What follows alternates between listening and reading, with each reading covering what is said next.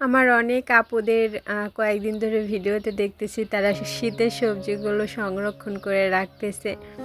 বিশ্বাস করবা কি না জানি না, এই তো 2 বছর যাবত আমি রাখি না, তার আগে 2-3 বছর আমিও রেখেছি। তবে আমার কাছে কেন জানি না মানে খেতে ভালো লাগে না। সংরক্ষণ করা যেই মানে ফ্রিজে ফ্রোজেন করা যে খাবারগুলো একদমই আমার পছন্দ না। মানে কয়েকদিন ভালোই লাগে খেতে, তারপরে আর কি ভালো লাগে না আমার কাছে। হ্যালো এভরিওয়ান, আসসালামু আলাইকুম। সবাই কেমন আছো? আলহামদুলিল্লাহ আমিও ভালো আছি।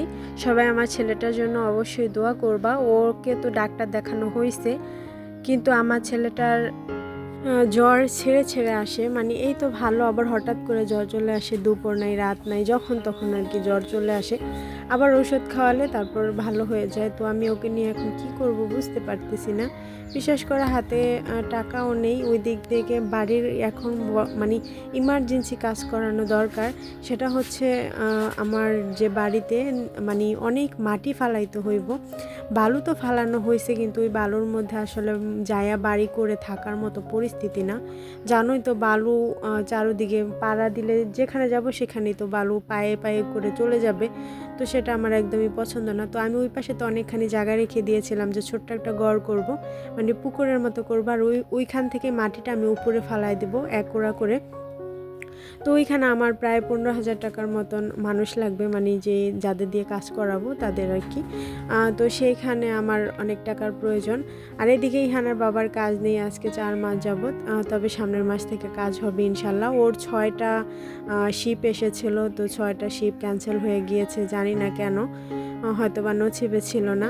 যাই হোক, এদিকে দেখো আমি দুপুরে আর কি আজকে ভাবলাম রান্না করে ফেলি হাঁসটা। তোমরা দেখতে পেয়েছো 2টা হাঁস মা জবাই করে একটা আমাকে দিয়ে দিয়েছিল। তো সামনে তো রমজান চলে আসছে, তো এটা আর পরবর্তীতে খাওয়া হবে না। ভাবলাম যে বাবার বাসায় গিয়ে থাকবো 2-1 মাস, যতদিন না ইহানের বাবার কাজটা আর কি রেগুলার না হচ্ছে।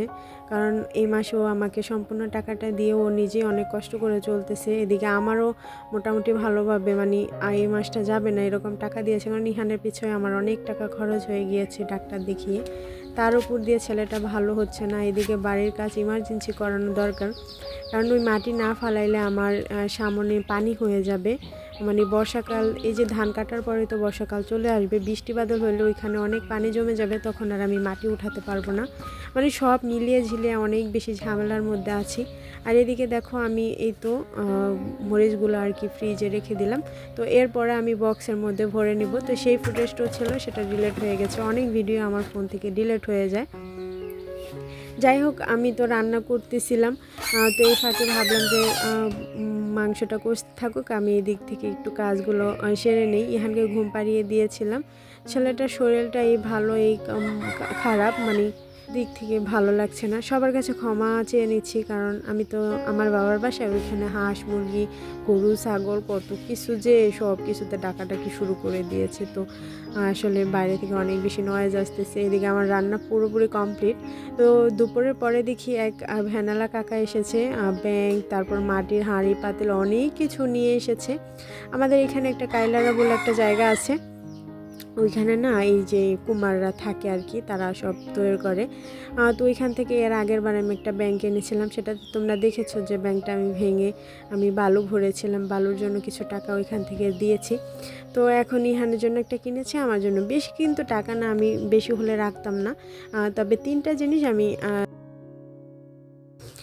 এটা নিয়েছে 20 টাকা, আরেকটা নিয়েছিল 20 টাকা, আর আরেকটা আর কি রেখেছিল 60 টাকা। যাই হোক, তো সবাই এ পর্যন্ত যারা যারা ভিডিওটা দেখেছে সবাইকে অসংখ্য ধন্যবাদ। আর যারা যারা একটা লাইক দিতে ভুলে গিয়েছো, প্লিজ একটা লাইক দিয়ে পুরো ভিডিওটা কন্টিনিউ করো। কোথাও কোনো অংশ যদি ভালো লেগে যায় তো অবশ্যই সাবস্ক্রাইব করে যাবে।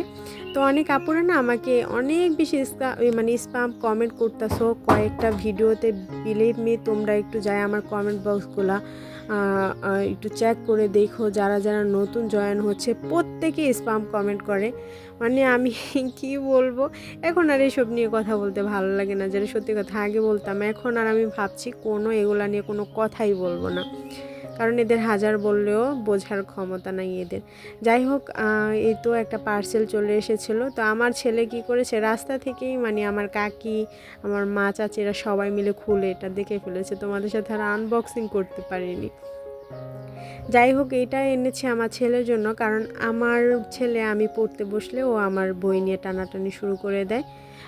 তো ওর জন্য আর কি এটা এনেছি। ও তো নতুন নতুন মানে প্রথম একটু পড়াশোনা করেছে, তারপর আর এখন আর এটা তার প্রয়োজন নেই। মানে আমার ছেলেটার অভ্যাসটা খুব খারাপ হয়ে যাচ্ছে। ও একটা নতুন জিনিস পেলে সেটা সেদিন দেখবে, তারপর আর ওটা দেখার কোনো ইচ্ছেই থাকে না, নতুন আরেকটা চাওয়ার মানে ধান্দা করে। যাই হোক, ওর এই অভ্যাসটা চেঞ্জ করতে হবে, কারণ এটা পরবর্তীতে বড় হলে এটা খারাপ একটা অভ্যাসে পরিণত হবে। আর এইদিকে দেখো, আমার বোন জামাই এসেছে। তো সবাই তো আর বাজারে গিয়ে এই তো এটা খাওয়া সম্ভব না চটপটি, এই জন্য সব কিছু বাসায় নিয়ে এসেছে আপু আর কি। এটা বানিয়ে সবার ঘরে ঘরে এক পিরিচ করে দিয়ে গিয়েছে। তো সবাই একটু একটু করে খেলাম আর কি। কেউ তো খায় না, আমি আর আমার ভাই খাই। আর আমার ছেলে তাকিয়ে তাকিয়ে দেখছিল, ওই দেখো বই মাথায় করে দাঁড়িয়ে আছে। আজকে এখানেই বিদায় নিচ্ছি। সবাই ভালো থাকবে, সুস্থ থাকবে। আল্লাহ হাফেজ, আসসালামু আলাইকুম।